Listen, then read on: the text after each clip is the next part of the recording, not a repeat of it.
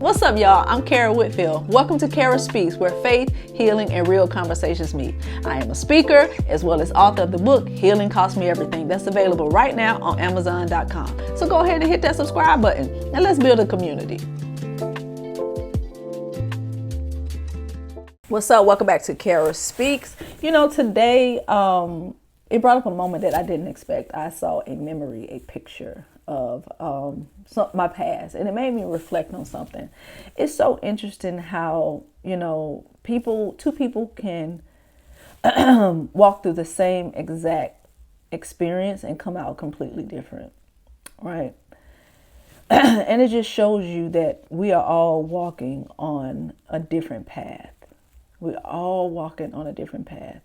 And we're not responsible for anybody else's journey. Like, I can't pull you to my path. You can't pull me to yours, because that's not our individual assignments. When you are healing, when you're on the path of healing, you face pain, right? You face identity shifts.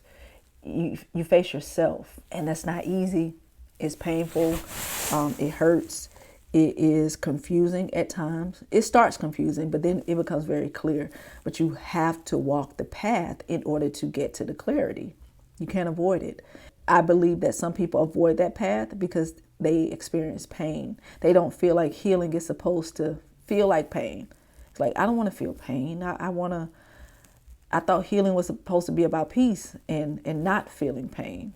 It's supposed to be good. And it is good. It is good. But you have to feel pain in order to know what good feels like. You have to remember it. How are you going to know what the sunshine feels like if you never experienced the rain? People think healing is the absence of pain. It's not. Some people think that if they can just distract themselves enough, they won't feel heartbreak. They won't feel discouraged or let down or rejection. You will. It's just going to be delayed. It's just going to store up in your past and in your heart until it's time for you to face it. And then it's going to be even harder. It's going to be even more of a burden. Just more stuff you're going to have to dig out and heal from. So it's just best to just go through it the first time. You know, just go through it and just experience it. So you can, when you do face another heartbreak, or when you do face something that might be difficult, you'll be able to navigate it better. Feeling rejection sometimes is debilitating. It's paralyzing. So people just rather avoid it altogether. But that's not healing. That's not healing. It's survival. You just survive through trauma. When you survive through life, you're not transforming. You are suppressing. And when someone suppresses, it makes their connection to other people seem very distant. Some people are in connections where the disconnect, they might feel a disconnect. And the disconnect might not be personality-wise. You might have a similar personality. You might love each other's personality. It just may not be the lack of love. You may have compatibility on the surface, but underneath, you are living two different emotional experiences. You have two different languages that you're speaking when it comes to what you need. And that is causing the tension. If you are somebody who is willing to face yourself, and you are connected to somebody who avoids, that's misalignment. It's not always malice in that. Some people avoid their feelings because that's the only way that they know how to stay afloat. It is the only way that they know how to survive life. Because if they feel their feelings, they think that they will have total collapse, because there is nothing inside them internally that is grounding them. They are holding on to everything on the outside, like routines. They may be dealing with recreational drugs, alcohol, constant working, always trying to be around with, if you're in a relationship, they might always want to be with their friends because something external grounds them. If you are a person who wants to deal with things internally, like, let me fix myself and then come to the table and now we can have a conversation. Somebody who avoids, it ain't going to work. You're going to bump heads all the time because they reach for things externally. You reach for things internally. You have something that anchors you on the inside. Inside of them is chaotic. So how do you reconcile that? It hurts you.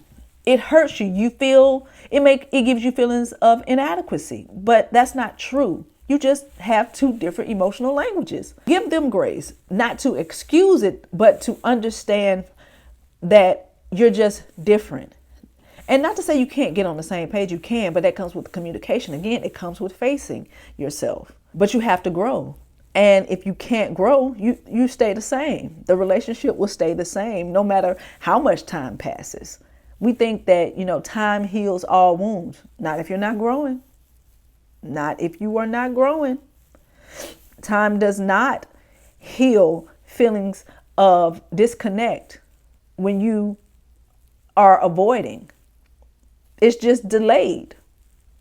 It's just being stored up for the season when it's time for you to face it. I don't believe that those type of connections are sustainable long term. I don't believe that it's sustainable because the paths are shaped by two totally different experiences. It's about being equally yoked, not in things that you have, but what is inside of you, how you both communicate, how you both show up in life, how you deal with conflict, how you both cope. People who don't talk out conflict or go within to deal with the misunderstanding, it feels like peace to them. Because you know how you hear a lot of men especially say, be my peace. I don't want to come home to no woman that's always nagging, always fussing about something. Be my peace. That sounds like avoidance to me. You can't have any relationship without conflict. No friendship, no relationship, no family relationship. You're going to have conflict, okay? Peace comes from within. If you don't have your own internal peace, then you're not going to know how to deal with conflict when it comes into your life. You're going to find yourself getting tossed to and fro and living in chaos inside your mind because you're going to allow something on the outside disrupt what's on the inside. But if you are walking in peace, then you're going to be able to talk about anything that is of conflict. You should be able to navigate through those things when you are living in peace. Avoidance looks like, oh, I'm fine. It looks like stability. It looks like I got it all together. But you ain't dealing with nothing. You ain't dealing with nothing. Avoidance don't make the stuff go away. It don't make the wound go away. It just pushes it down further and further and further until something or someone pulls that thing up.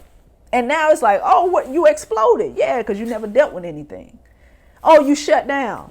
You cut somebody off because you don't deal with it. But you're protecting your peace though, right? So when you building your emotional world around avoidance, you need people around you to maintain that for you. That's why they say, be a man's peace. Be my peace.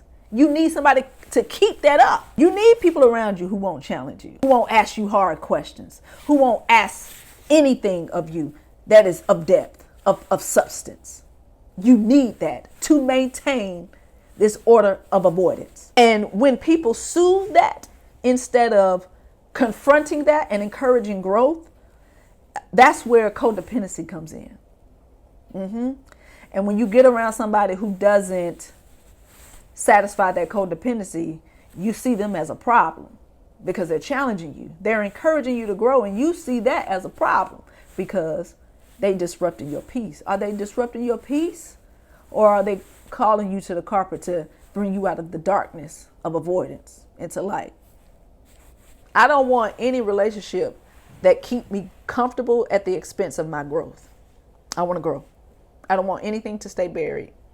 I don't care if it hurts me. I don't care if it doesn't feel good. It's an opportunity to learn. It's the opportunity to grow.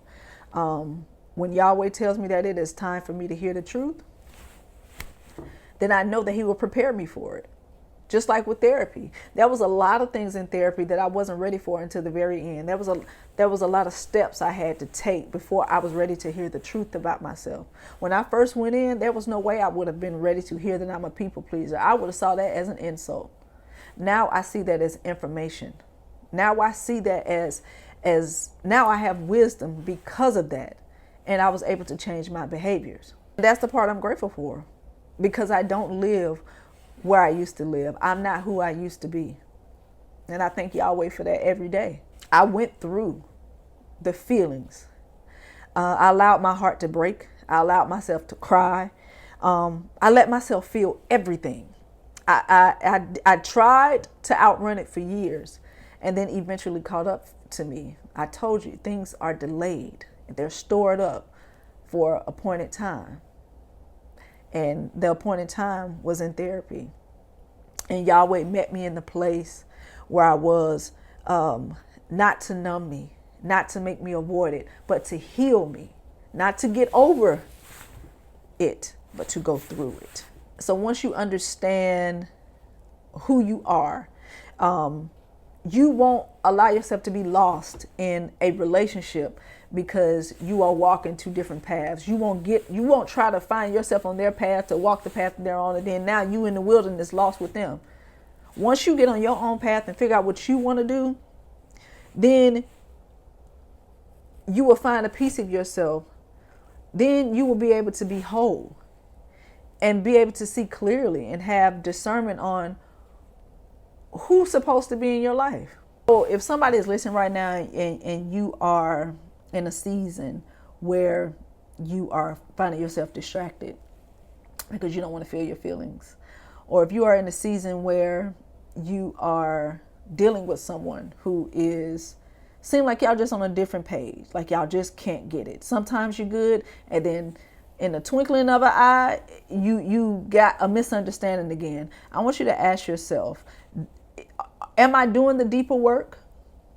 Is there more work that I need to do within myself in order to get clarity about this situation? Pray about it. That's always my answer. Pray about that thing to see in which direction that you should go. Pray for discernment. Ask yourself, am I protecting my peace or am I avoiding myself? Because I want you to know there's a big difference in protecting your mind and protecting your peace and avoiding your own personal growth. Things will distract us for a moment and it will make us feel good. And it will bring us a semblance of peace, temporarily so, but it can't heal your heart. It can't settle your mind, and it can't rest your spirit. Only courage can do that. Only humility can do that. Only the Holy Spirit can do that. And when you do, that's how you know that you are truly, truly free. That's all I got. I hope to see y'all next time right here on Kerah Speaks.